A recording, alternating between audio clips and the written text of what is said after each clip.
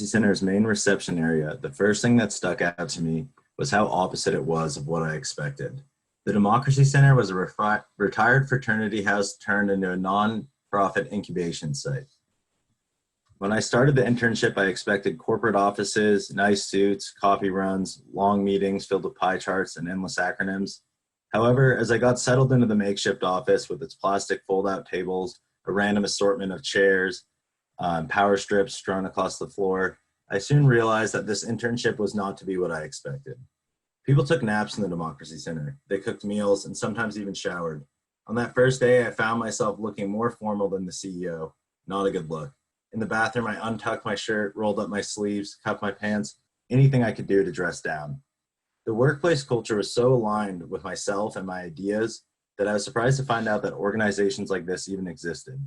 It went against all the expectations I had about what a nonprofit would look like. It took me a while to get to this point. After graduating high school, I took a gap year, which will eventually turn into 5 years. During that time, I worked a lot of different jobs, aspired to be a lot of different things, and sometimes aspired to be nothing at all. But along the way, I never believed I had the skills or the personality to work in a professional setting. Even after I returned to academics, taking college courses, eventually signing up for a semester in the city, even up to that first day of my internship, I still couldn't picture myself as the professional. Being a non-traditional student, it can be hard to find belonging. Sometimes I felt like I was running behind the curve, not meeting expectations that I had set for myself or society had for me. Other days I would feel like I was ahead and my different life experiences, perspectives would make it difficult to connect with other students. But at my internship with Crew, I found that belonging. I fit in that office not because I met expectations of academics, age, experience, or style.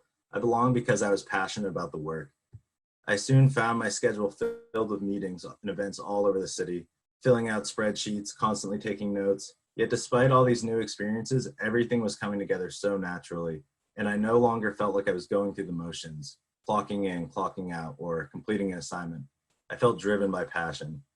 I felt for the first time in my life that my work and purpose, in some small way, had contributed to the change I'd like to see in the world. I saw my potential for impact and learned that I could take on challenges, collaborate with others, and even create content of my own. These were things I never expected myself to be good at, much less enjoy doing.